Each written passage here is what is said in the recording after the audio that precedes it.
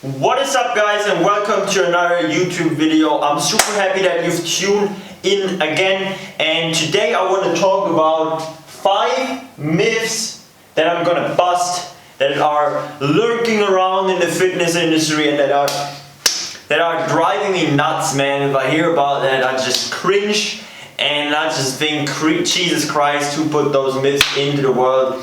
And it's ridiculous. Okay, so today we're gonna cover those quickly before we jump in. If you like those videos, make sure to give it a thumbs up, and also if you need some personal help when it comes to maximizing your mental or physical performance so you can put 2 to 3 more productive hours to your day, absolutely become superhuman when it comes to physically and mentally, make sure to sketch your free strategy call down below in the description. We're gonna look at your current situation and we're gonna create the perfect strategy for you in order to thrive and exceed all your expectations. So make sure to do that, make sure to get it sketched right now, and other than that, let's just jump into it. So 5 myths busted, okay? The first myth we're going to cover is that cardio is the best to lose fat, okay?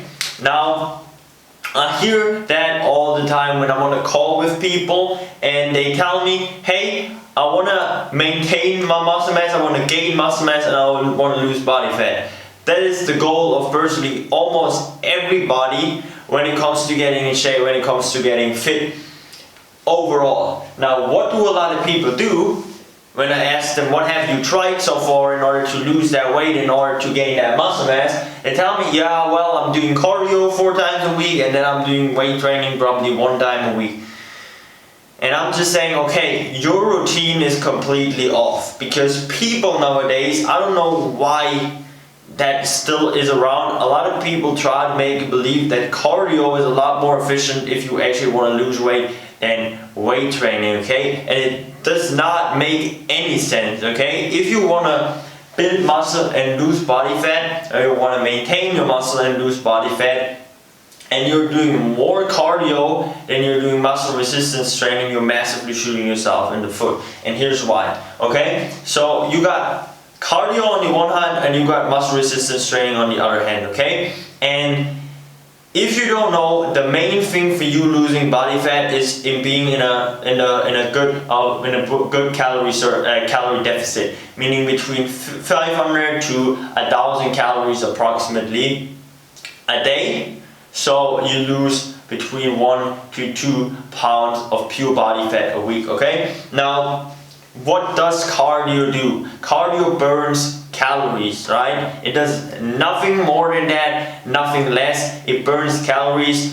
I don't care about all the studies that say, okay, it burns the brown fat cells, it burns this, burns that. The main thing you gotta look at when it comes to losing body fat is being in a caloric deficit. So doesn't matter if cardio hits your brown fat cells if you're in a calorie surplus. It doesn't matter at all. You're gonna gain weight because your body has a calorie surplus. It has more energy that comes in, so it has to store it somewhere. So that said, cardio burns calories. Muscle resistance training also burns calories.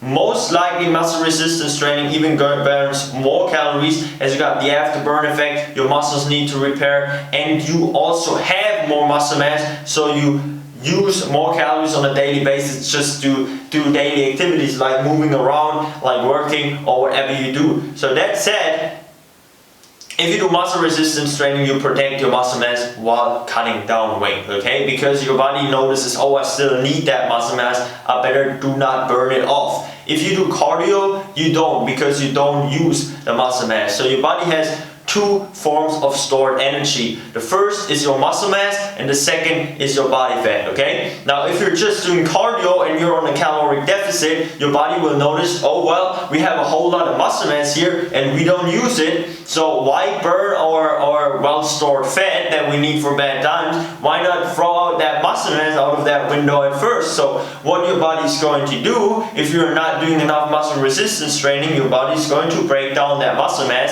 and instead of losing the body fat just like you wanted, you're gonna lose a whole bunch of muscle mass on top of that. So let's say you lose 1.5 pounds, you probably lose 0.7 pounds of body fat and 0.8 pounds of muscle mass, well, you just lost 0.7 pounds of body fat, and what you didn't want to happen is happening. You're losing the muscle mass, okay? Now when you're doing weight training and you're consuming enough protein, you're actually going to protect that muscle by that weight training. You're going to burn more calories on top of that, because you're going to have more muscle mass. Your maintenance calories are going to be higher. You're going to produce more testosterone, and it overall is just a better strategy to go with. Now what I would recommend you in terms of cardio is do cardio 2 times a week for 20 minutes to make sure your cardiovascular system is in check and your heart health is in check. But using cardio as the main thing to lose weight, if looks is your goal, if performance is your goal, if overall strength is your goal, it's just the wrong strategy to go with. I train 6 times a week. I do cardio here and there. I do a couple steps to make sure my heart is healthy, but mainly in my diet, I never require cardio to lose weight, because I'm doing enough muscle resistance training. I'm making sure I hit my most recoverable volume first, my maximum recoverable volume first, before I add cardio to my cutting phase, because I burn the most amount of calories and I protect my muscle mass the best possible way. So that said, cardio is not the best way to lose fat. Muscle resistance training is the best exercise to lose fat, but at the end of the day it comes down to you being in caloric deficit, okay? So that's that. Next thing, huge thing I see all the time, is that people think ab training burns belly fat, okay? Now that here will be really quick, guys. You cannot lose body fat at a specific area. You can only decrease your overall body fat percentage, and if you want to get abs, you also have to be in a consistent caloric deficit over time, so the abs start to show. You training abs if you have 30% body fat is not going to make your abs appear. It's not going to happen. So you got to make sure your diet's in check, you're in a caloric deficit, and you're in a consistent caloric deficit. So you can get to 10% body fat where you see your abs popping out pretty well, or for some people it's 12, 13%. Some people it starts at 10, depending on your genetics and how your abs are shaped. But ab training is literally not going to burn your belly fat. Doesn't mean that ab training is bad, but it isn't the main thing you should do when you want to have a six pack, okay? So that's the other thing. The next thing is that carbs are bad. Jesus Christ, man. I don't know why this low carb fad is still around, and people say, oh, you cannot eat bread, you cannot eat pasta, you will just get fat.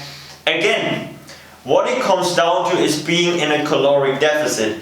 So even if you are on keto and you eat too many calories, you're gonna gain weight. It doesn't matter if you're low carb or not. And carbs are actually a good energy servant for your body to get you through a hard training, to fuel your muscles with glycogen so you can keep your strength. So it doesn't make any sense to go super low carb or to go no carb. What the goal is to have a balanced diet where you eat enough protein, where you eat enough fats, and where you eat enough carbohydrates for you to have the perfect balance and the perfect way to go. All of those different freaking fads trying to tell you some new things and what is bad and what not, those are all just freaking systems built up by marketers to make something really sound sexy, but at the end of the day, it's just gonna crash and it's never gonna get you towards your end results, and you're gonna be stuck. So the next thing is fats. Dude, all types of fats, man. It starts from low carb, then it goes to chicken and broccoli. You have to be vegan in order to lose weight, dude. You have to do fasting.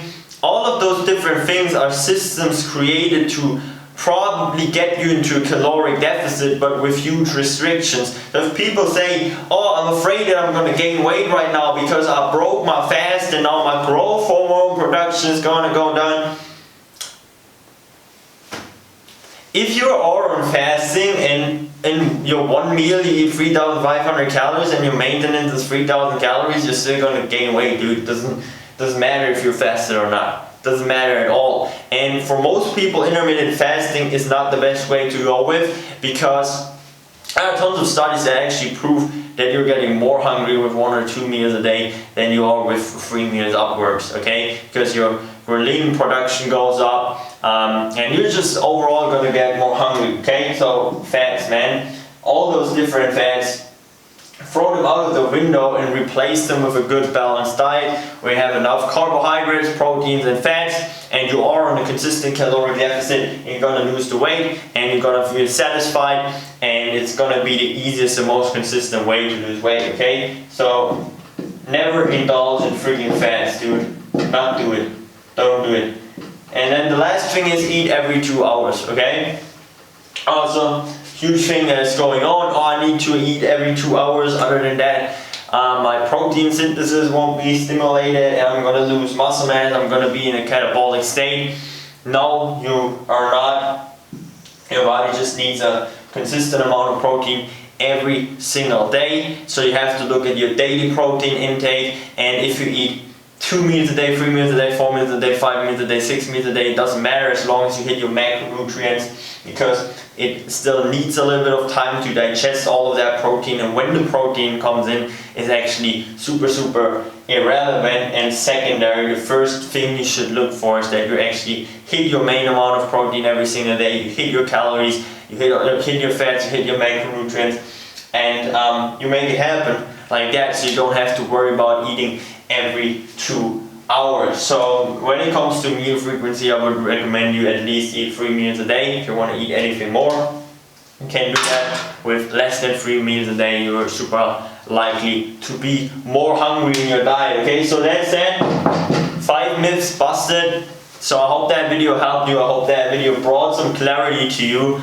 Let me know if you have any questions down below in the comments, and if you like that video, make sure to smash the like button, smash the subscribe button, and ring the notification bell so you never miss a video like that anymore. Other than that, if you want to talk one-on-one, you want to have one-on-one help, make sure to schedule your free strategy session down below in the comment section. Get it scheduled and talk with me or somebody from my team when we look at your situation and create the best possible strategy for you. Other than that, hope you have a great one, and I'll talk to you in the next one. Take care.